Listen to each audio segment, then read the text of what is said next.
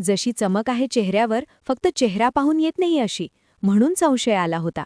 तुम्ही आहे असे आणि ती तशी दाखवत राहते. आम्हाला वाटते लाज नाही वाटत का? तुला लाज वाटते? बॉबी आला होता तर तो फ्रॉक घालायला आणला होता तू.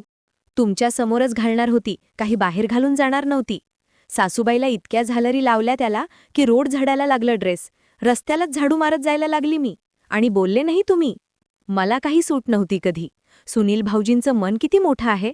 त्यांना पाहिलं की वाटतं रोमिओ आणि ज्युलिएटची जोडी. आपण म्हटलं की आपण करावी हौस थोडी. पण नवरा माझा मायबापाचा श्रावण, जगली मारून मन. पण नवऱ्याला नाही दिसलं, कुणाला नाही दाखवलं की चेहऱ्यावर चमकेल. मोठंही नव्हतं नवऱ्याचं मन की ते रजनीसारखे नवरा कपडे घेईल. तोंड पाहून आनंदी होणारा असता नवरा तर सुनंदाचा चेहरा नाही वाईट त्या रजनी एवढा. किती चमकतो आहे तुमचा चेहरा. सोडता का मला आता म्हातारपणात? तरुणपणीत सासरवास आणि करता का म्हातारपणी वनवास? सांगा कसं काय? का फेशियल करून आले तुम्ही? बायकोला ब्युटी पार्लरमध्ये जाऊ देत नाही. कार्यक्रम होता तर पूर्वी बांगड्या घालायचे. आता फेशियल करायला लागले वाटतं. कारण त्यांच्या फोटोमध्ये तुमचे फोटो असतील ना? नको लोकांना विनाकारण मध्येच तो उदासीन चेहरा म्हणून चमकून घेतला असेल. का? त्या रजनीने असं काय दिलं की इतके चमकता आहे? काय मिळालं म्हणाली तर समाधान मिळालं, आनंद मिळाला. आणि रजनीचं म्हणशील तर बायको देत नाही माझी. मला काही, ती तर वहिनी आहे, काय देईल?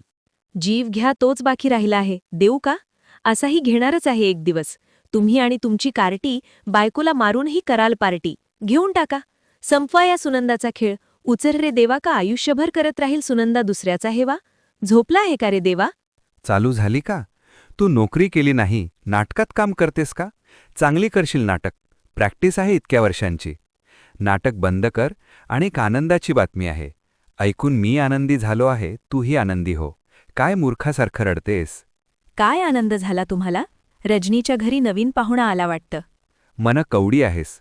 तू खरं आहे तुझं बोलणं. किती निर्लज्ज बाई आहे ही. पोरीचे मुलं झाले पाहिजे तर. पण सुनील भाऊजीचं कौतुक आहे. आपलं मेलं तरुणपणी मूल झालं तरी कौतुक नाही. पण विमानाचं तिकीट पाठवलं मित्रांसाठी. बायकोला मूल होत आहे तर. मूर्ख, काही काय बडबड करतेस आहे? काहीही नाही. पाहुणा येतो आहे म्हटली ना तुम्ही. मी काय सांगितलं होतं? माझी स्वाती जन्माला येत होती तेव्हा आपल्या घरी नवीन पाहुणा येतो आहे. आठवत नाही वाटतं तुम्हाला? नवीन पाहुणा येतो आहे, पण मुलगा नाही, मुलगी नाही, जावई येतो आहे. अनुचं लग्न जमल्यासारखंच आहे.